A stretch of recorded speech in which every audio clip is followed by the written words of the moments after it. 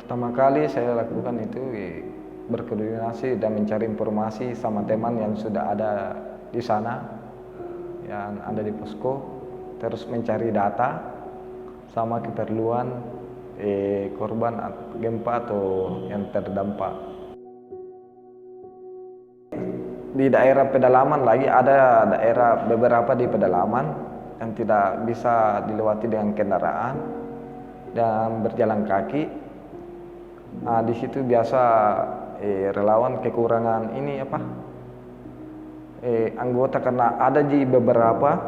Nah, satu dusun itu cuma yang dipakai untuk membawa logistik itu cuma pakai kerel. Kurang relawan yang bisa sampai ke sana, jadi harus banyak relawan supaya bisa sampai ke sana dengan membawa logistik yang cukup. Di daerah terpencil itu mungkin jumlah relawan itu masih kurang. Kalau masalah logistiknya ya kemungkinan kurang juga karena yang truk barang masuk cuma sedikit, baru terbatas, harus melalui dengan jalan kaki. Tidak cukup. Kemarin itu tidak cukup karena ada 3 dusun. Terus kita ambil data bayi. Jadi satu dusun satu bayi itu yang kita kasih. Jadi Pak dusun di sana nanti yang bagi ratakan dengan warganya. Kalau masalah logistik masih kurang. Di situ kita berkoordinasi dengan kepala lingkungan. Jadi kita ambil data satu dusun berapa kakak. Nah, nanti kita bagi, walaupun ada kurangnya, nanti kita lagi melapor ke posko. Ya, kondisi medan lapangan itu parah karena ada longsor, tidak bisa dilalui dengan kendaraan, menyeberang sungai, jadi harus dilalui dengan berjalan kaki sampai ke dusun yang terkena dampak gempa. Harus mengikuti standar profesional karena di sisi lain kita juga harus jaga kesehatan relawan. Jangan sampai di jalan baru ada trouble bisa terjadi longsor susulan, jadi masih sangat berbahaya. Ya, rasa takut pasti ada karena tidak yang sampai kita lewat terjadi longsor lagi. Tapi di sisi lain kita sebagai relawan harus kita tetap jalankan, bisa membantu saudara-saudara yang terkena dampak gempa. Kayak di desa-desa pedalaman, kita tiba di lokasi itu lama karena beban yang dibawa melebihi kapasitas, rata-rata di atas kapasitas. Kan standar itu harus dengan berat badan dengan kapasitas berat barang yang dibawa. Sedangkan kemarin itu yang dibawa melebihi kapasitas berat badan dan kerel. Selama saya jadi relawan turun ke lapangan, rata-rata kualitas ini kemampuannya ya tidak diragukan juga karena rata-rata sudah orang lapangan semua. Karena rata-rata dari PA atau komunitas-komunitas ini gabungan. Jumlah relawan itu kalau menurut saya masih sedikit kalau kemarin saya alami di bawah itu. Karena harus membawa logistik itu melalui memakai kerel. Jadi terbatas, baru jumlah cuma ada 10 orang. Sedangkan di desa tujuan itu melebihi dari, maksudnya lebih banyak daripada logistik yang kita bawa, jadi masih kurang. Menurut saya itu yang saya dapat itu, dia menjara itu bukan karena mau mencuri, tapi memang kemarin ada beberapa yang yang terkena dampak gempa tapi tidak pernah mendapatkan bantuan. Jadi dengan cara itu satu-satunya dia bisa dapat makanan, obat-obatan, dengan cara menahan mobil di jalan. Kemarin itu pas ditahan, pas kita bilang sudah, dia juga sudah berhenti ambil. Berarti dia masih betul-betul kurang, tidak kena bantuan ini untuk makan. Katanya cuma fokus di satu titik, jadi dia yang di sini cuma dilewati saja. Ya berterima kasih sama relawan-relawan yang telah membantu, yang menyalurkan sumbangannya, tenaganya mengantarkan logistik sampai ke dusun-dusun, ke desa-desa pelosok, sama daerah-daerah lain yang telah membantu dengan bantuan logistik, obat-obatan. Tetap bersabar karena ini ujian dari Tuhan. Sehari pasca gempa, saya diamanahkan salah satu organisasi di luar Sulawesi untuk menyalurkan bantuan dalam bentuk cash. Jadi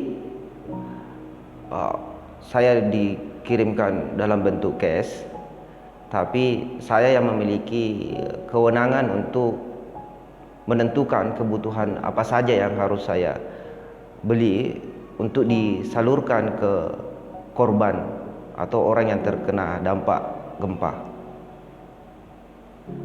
Dan jumlah uang itu sebesar 22 juta, bahkan sampai 23 juta.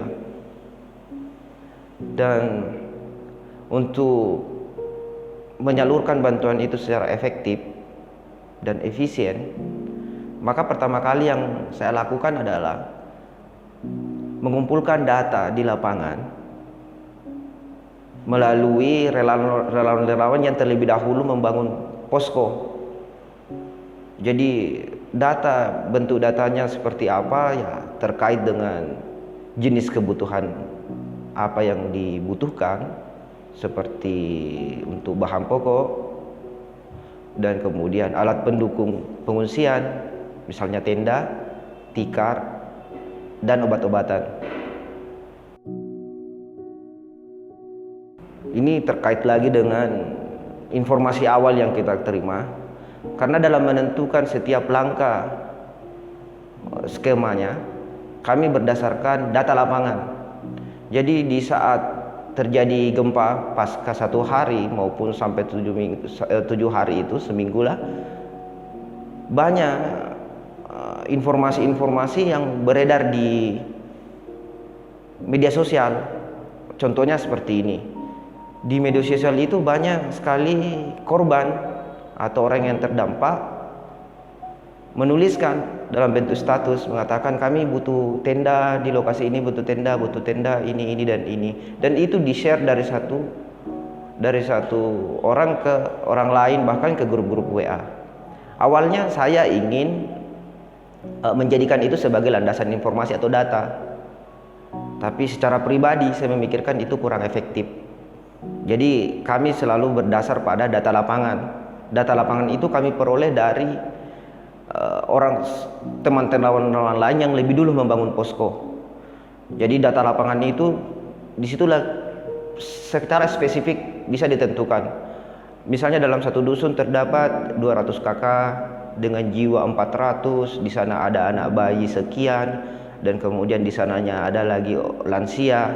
Jadi berdasarkan data itulah kami mampu menentukan jenis-jenis bantuan apa dan berapa kuantitas yang harus kita siapkan untuk disalurkan. Jadi selain itu, menurut informasi juga, pasca gempa ini bukan hanya korban yang ditimbulkan. Dalam hal ini korban maksudnya rumah-rumah yang rusak, yang luka-luka. Tapi orang yang terkena dampak yang tidak memiliki, yang maksudnya rumahnya tidak rusak, tapi dia itu sebenarnya memiliki dampak. Karena ketika terjadi bencana gempa, seluruh aktivitas ekonomi terhenti.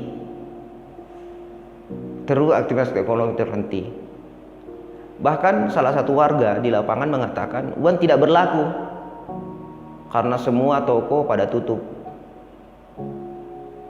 Jadi tim menentukan skema pembagiannya itu ada dua. Sasarannya ada dua. Orang yang kena dampak maupun orang yang terkena langsung dari gempa. Misalnya rumah-rumah yang rusak, itu orang yang terkena itu menjadi statusnya sebagai korban. Sedangkan status yang terdampak adalah orang-orang yang tidak mengalami kerugian fisik tapi terdampak dalam hal akses memenuhi kebutuhannya. Yang kedua lagi, yang berikutnya ada pengkategorisasian di lapangan. Menurut data informasi, wilayah pesisir atau wilayah kota itu sudah banyak bantuan, dan bahkan ada satu titik atau kota semua bantuan terkumpul di sana. Tetapi pusat bencana gempa disitulah minim bantuan. Jadi berdasarkan data itu lagi, kami memutuskan untuk membuat posko di sana dan kembali lagi berkoordinasi dengan relawan lain. Jadi skemanya adalah kita harus menentukan suatu daerah, menentukan sasarannya berdasarkan mana lokasi yang kurang bantuan dan mana lokasi yang sama sekali tidak mendapatkan bantuan. Dan dua kategori itu memiliki tantangan tersendiri. Karena mengapa susah mendapatkan bantuan atau sama sekali tidak mendapatkan bantuan? Karena terjadi longsor yang memutus jalan. Jadi tadi kan kami melihat bahwa gempa itu selalu menimbulkan dua kelompok yang terkena dampak maupun korban. Jadi tidak ada pengecualian, baik yang orang mengalami kerusakan langsung, misalnya rumah, maupun yang terdampak misalnya tadi karena akses ekonominya terputus, akses pemenuhan kebutuhannya terhambat. Itu kita samaratakan. Tidak ada pengecualian. Kalau data yang kami terima, misalnya contoh di dusun Tapalang, misalnya di lingkungan Tapalang Kasambang, di sana memang posisinya daerah kota, mobil lalu lalang dan sebagainya. Tapi yang menjadi masalah, jumlah pengungsi di sana tidak berimbang dengan bantuan yang datang. Dan di antara pengungsi itu kami ketahui bukan hanya korban, tapi ada juga orang-orang yang terkena dampak yang ikut juga mengungsi di sana. Jadi skema bantuannya tetap tadi adalah orang yang kena dampak maupun korban langsung.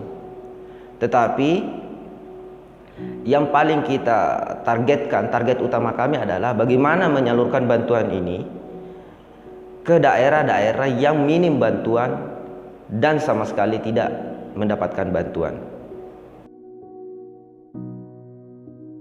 Jadi selama menjadi koordinator penyuplai atau penyedia logistik, jadi rata-rata ketika terjadi suatu bencana, dalam hal ini skala nasional, di daerah-daerah sekitar itu pasti barang akan langka. Ini kita tidak berbicara soal harga, tapi berbicara soal ketersediaan logistik atau bahan pokok.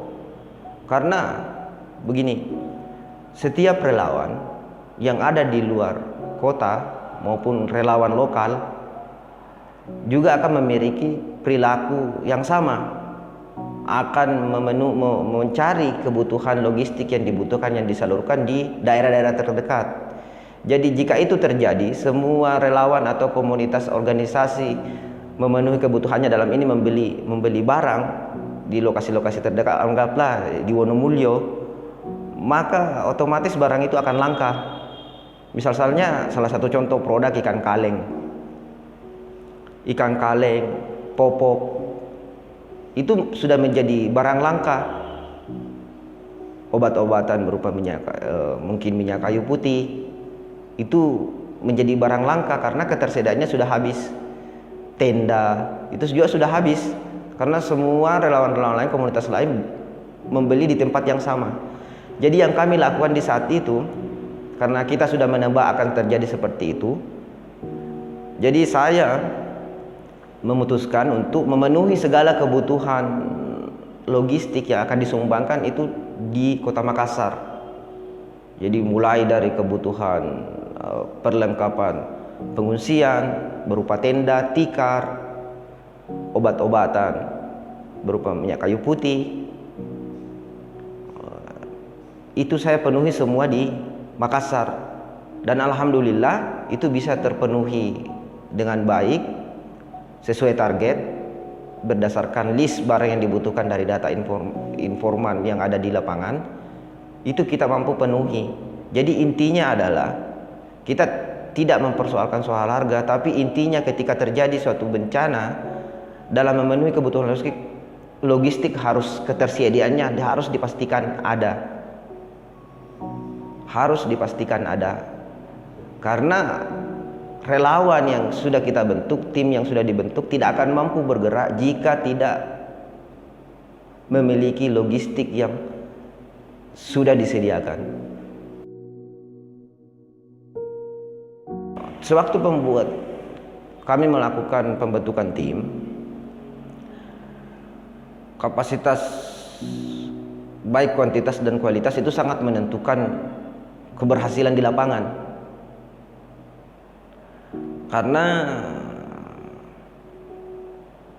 di lapangan itu memiliki tantangan tersendiri, dan untuk menjawab tantangan itu dibutuhkan skill dari setiap relawan.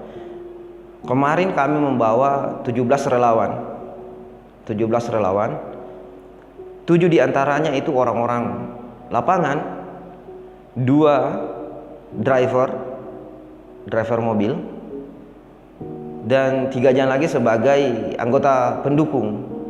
Anggota pendukung itulah yang memiliki juga skill seperti mengendarai sepeda motor, karena target kami adalah daerah-daerah yang tidak terjangkau, minim bantuan dan sama sekali tidak mendapatkan bantuan. Dan rata-rata yang kategori itu dibutuhkan kemampuan relawan yang mumpuni. Jadi relawan yang sudah terbiasa di lapangan, yang basicnya anak KPA, anak komunitas pencinta alam, tentunya itu juga bukan kondisi akses ke sana bukan kendala, karena mereka akan mengangkutnya, membawa bantuan dengan berjalan kaki. Jadi itu menjadi bagian dari tim relawan lapangan. Sedangkan untuk mengangkut relawan, kami juga sudah siapkan 2 driver. Jadi itu sebagai pendukung. Kalau berdasarkan keilmuan, terkadang bencana itu bisa diprediksi. Jadi sebagaimana kita ketahui bersama, BMKG sudah menentukan bahwa daerah Sulawesi Barat ini ada patahan. Maksudnya saya tidak begitu tahu apa istilahnya. Jadi mau tidak mau masyarakat Sulbar harus siap dalam hal kemampuan bertahan maupun siap dalam menerima cobaan ini. Jadi orang yang terkena dampak harus bersabar, dan orang yang menjadi korban harus tabah. Dan setiap pemuda-pemuda Sulbar, saya harapkan selalu mengembangkan diri dan mempelajari tentang kemampuan manajemen, kemampuan seperti apa yang dimiliki oleh anak pencinta alam. Karena kalau kita tidak menjadi korban ataupun terkena dampak, mau tidak mau kita dituntut untuk menolong saudara-saudara kita. Ya tentunya kita harus menjadi relawan, karena siapa lagi yang akan menjadi relawan kalau bukan kita. Jadi saya menyarankan kepada pemuda-pemuda Sulbar untuk mau mempelajari tentang ilmu-ilmu lapangan, khususnya apa yang dimiliki, kemampuan yang dimiliki oleh komunitas-komunitas pencinta alam. Karena saya sangat meyakini komunitas pencinta alam menjadi ujung tombak di lapangan dalam menyalurkan bantuan. Dan masih banyak lagi ilmu-ilmu lain yang harus dipelajari. Oke, pada saat itu kondisinya seperti kondisi pasca gempa pada umumnya ya, seperti di Lombok, Palu, atau Pandeglang, di mana masyarakat itu membangun tenda-tenda di tempat yang lebih tinggi. Jadi seperti yang kami datangi di daerah Tapalang, yaitu Kasambang Tengah sama Dungkait. Jadi masyarakat itu masih menghindari area pantai. Jadi di mana mereka itu memasang tenda-tenda di daerah yang lebih tinggi, daerah pegunungan seperti itu. Jadi kami ini kan komunitas dokter pediri Indonesia, basicnya kan di Jakarta ya Dea. Jadi otomatis dari Jakarta ke Sulawesi Barat itu jauh atau berbeda dengan Jakarta Lombok atau Jakarta Palu, di mana mereka itu flightnya direct gitu kan. Kalau misalnya Jakarta Mamuju, otomatis kami harus transit ke Makassar. Tapi karena transitnya juga di airport di Hasanuddin itu 7 jam sampai 11 jam, jadi saya mencari cara supaya lebih simple dan kemudian lebih aman juga. Jadi saya mengambil flight dari Jakarta ke Makassar, di mana dari Makassar itu saya berkendara selama 7 jam ke Polewali Mandar dulu. Nanti dari Polewali Mandar kami menuju ke wilayah pusat gempa, yaitu area Mamuju Tapalang, 5 jam dari Polewali Mandar. Jadi ada dua kali perjalanan lah istilahnya. Dan medannya memang alhamdulillah pada saat saya ke sana itu, karena memang sudah lebih 10 hari pasca gempa, jadi longsornya itu sudah bisa diatasi oleh pemerintah setempat. Jadi ada longsor, beberapa titik longsor itu sudah bisa ditangani, hilangkan. Jadi kendaraan udah bisa langsung ke sana tanpa kendala yang berarti. Meskipun pada saat kita sampai ke lapangan, ke Tapalang kotanya, kami harus menuju ke arah perbukitan, dan seperti saya tadi bilang, untuk menjangkau lokasi pengungsian. Seperti kondisi gempa pada umumnya, pasca gempa itu mereka itu biasanya tuh pertama ISPA atau diare, karena memang sanitasinya kan kurang bersih ya, karena air bersih juga susah ditemukan. Pasca gempa biasanya seperti itu, dan memang kenyataannya di lapangan seperti itu. Dan kemudian mereka sudah mulai terserang kayak gejala batuk pilek, karena mungkin kondisinya mereka tinggal di tenda-tenda, terus mungkin mereka juga suhunya kayak mereka tidak terlindungi dari udara malam, terus panas juga pada siang hari, atau kadang karena kondisinya saat ini kan musim hujan, jadi mereka juga kehujanan.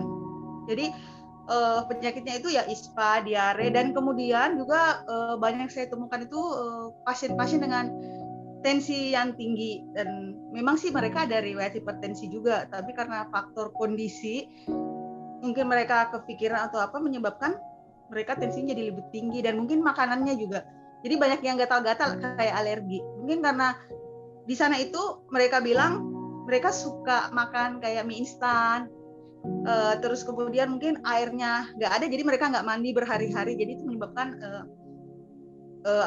penyakit kulit, atau kalau alergi mereka gatal-gatal seperti itu. Sebenarnya dalam kondisi seperti itu memang untuk mendapatkan makanan yang bergizi 4 sehat 5 sempurna memang susah, sangat susah, karena akses ke sana itu sangat sulit. Pertama juga karena faktor kondisi saat ini yaitu pandemi COVID, sehingga bantuan-bantuan itu tidak sebanyak pada saat kondisi gempa yang terjadi di daerah lain sebelumnya. Karena saya lihat di lapangan, dulu waktu gempa di Lombok atau tsunami di Palu atau di Pandeglang, itu bantuan selain dari dalam negeri, dari luar negeri juga banyak ya, kayak NGO internasional itu banyak yang datang. Kayak dari Saudi Arabia, terus dari Australia, banyak lah. Atau Turki. Itu pada saat saya turun ke lapangan di daerah Sulawesi Barat ini, saya tidak melihat adanya NGO internasional. Saya cuma melihat satu tenda, saya lupa negara apa, cuma satu itu aja, sehingga menyebabkan bantuan yang didapatkan pada saat gempa Sulbar ini tidak sebanyak bantuan didapatkan pada saat gempa sebelum pandemi pertama. Kedua juga menurut saya kondisi saat ini ekonomi terutama bangsa Indonesia sedang terpuruk. Otomatis itu mempengaruhi bantuan-bantuan daripada relawan pada saat gempa Sulbar ini. Sehingga itu juga mungkin mempengaruhi asupan gizi pada saat terjadi pasca gempa itu.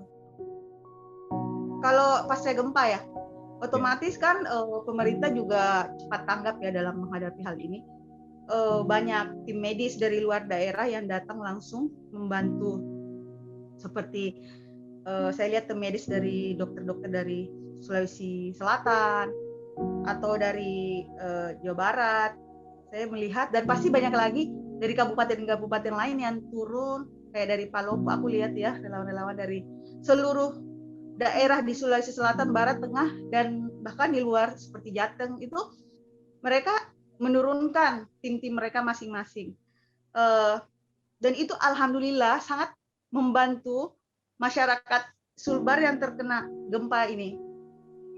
Selain itu, selain bantuan dalam hal medis atau kesehatan, bantuan bahan makanan atau sembako itu tidak kalah pentingnya, yaitu kayak makanan, beras, lauk pauk, karena mereka di sana sangat kekurangan.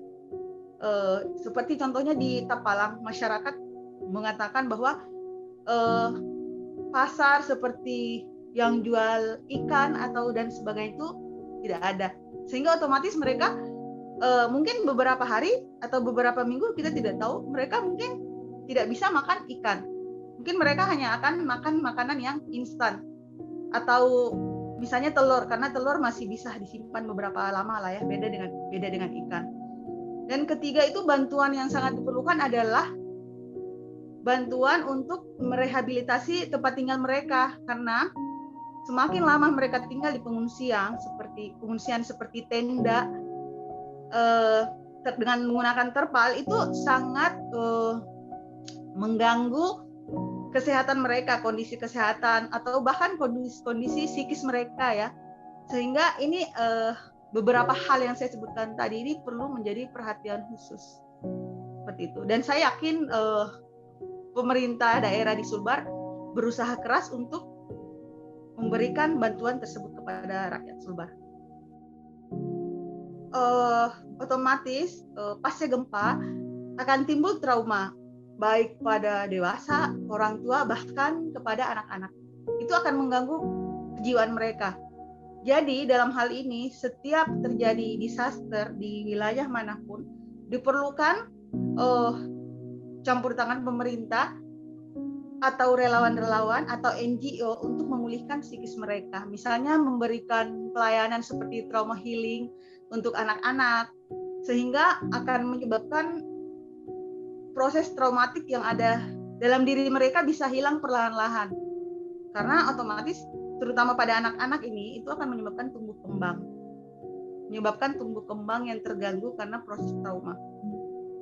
Dan alhamdulillah saya juga melihat banyak relawan-relawan di sosial media yang melakukan trauma healing. Dan di komunitas kami juga pada 1 minggu pasca gempa, kami melakukan trauma healing terhadap anak-anak tersebut. Poinnya adalah bagaimana caranya kita membuat anak-anak yang mengalami trauma tersebut bisa melupakan ketakutan mereka terhadap gempa. Contohnya ada satu anak, ada seseorang yang menyebutkan kata air dan anak-anak itu tiba-tiba menangis. Jadi itu artinya kan mereka trauma, mereka takut mungkin air berarti ada hubungannya dengan air laut, mereka takut terjadi tsunami. Sehingga trauma healingnya itu terkadang pada relawan menggunakan cara mereka atau trik mereka masing-masing untuk melakukan trauma healing itu. Misalnya dengan menggunakan permainan, bernyanyi, dan masih banyak cara lain. Intinya adalah membuat anak-anak itu tersebut bahagia kembali dan melupakan kejadian-kejadian yang terjadi beberapa saat yang lalu. Misalnya gempa bumi atau tsunami seperti itu. Negara kita ini adalah negara kepulauan yang termasuk dalam area Ring of Fire. Jadi memang Indonesia ini, terutama daerah Sulawesi Selatan, Barat, Tengah, Tenggara, dan Utara itu terdapat banyak sesar-sesar aktif yang bisa terjadi gempa pada saat-saat yang kita tidak duga. Sehingga diperlukan adanya mitigasi bencana, yakni pemerintah bekerja sama dengan instansi-instansi terkait dan masyarakat untuk memberikan pengertian dan pembelajaran terhadap warga-warga yang berada di daerah tersebut. Bagaimana cara pada saat terjadi bencana? Apa yang harus dilakukan sebelum bencana dan pada saat terjadi bencana serta pasca bencana? Sehingga pada saat terjadi hal-hal yang kita tidak inginkan tersebut, korban jiwa bisa dikurangi atau diminimalkan. Dan kedua, pada saat sudah terjadi bencana seperti saat ini, pasca bencana ini, yang masing-masing individu yang harus ditanamkan dalam diri kita adalah tetap optimis dan tidak terlalu bersedih atau menangisi keadaan yang sudah terjadi. Bagaimana caranya kita bangkit kembali, bersemangat untuk melanjutkan hidup, karena semua hal yang terjadi di muka bumi ini sebenarnya karena sudah ditakdirkan oleh Allah Subhanahu wa taala, sehingga kita harus tetap semangat dan bangkit kembali seperti kata prinsip-prinsip orang Mandar, yaitu sulbar malakbi, dan harus tetap berjuang untuk kehidupan yang lebih baik setelah bencana ini terjadi.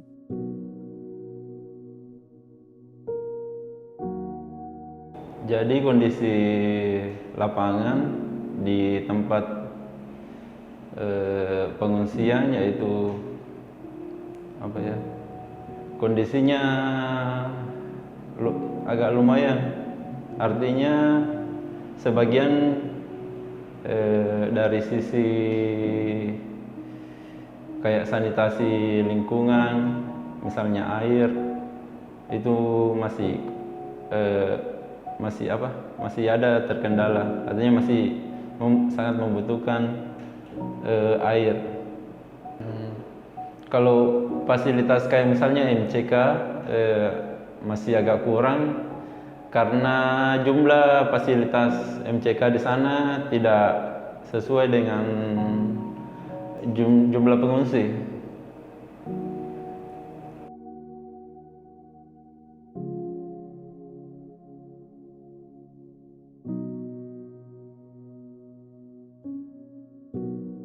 Pastinya akan berdampak pada kesehatan pada pengungsi, misalnya timbul diare lah, gangguan pada kulit, misalnya gatal-gatal. Kendala di lapangan itu misalnya masih kurang pendampingan dari tenaga kesehatan yang ada di daerah tersebut, misalnya tenaga perawat yang ada di puskesmas. Misalnya pada yang kita tempati kemarin itu di Tapalan itu masih kurang tenaga medis yang terjun di pengungsian. Mungkin salah satunya kondisi lapangan aksesnya untuk ke sana itu agak lumayan berat. Kalau dilihat dari umurnya, mungkin yang agak lansia ke atas itu kebanyakan hipertensi, dan pada anak-anak itu mungkin yang sering timbul yaitu gatal-gatal sama diare. Batas normal tekanan darah pada dewasa yaitu 120/90. Iya, yang terjadi di pengungsian itu banyak sekali peningkatan. Mungkin diakibatkan juga pada nutrisi yang masuk yang dikonsumsi mungkin. Pemenuhan nutrisinya dalam pemenuhan kebutuhan makanannya masih kan kebanyakan masih kayak mengkonsumsi makanan instan, jadi pasti nutrisi yang ada di makanan tersebut masih kurang.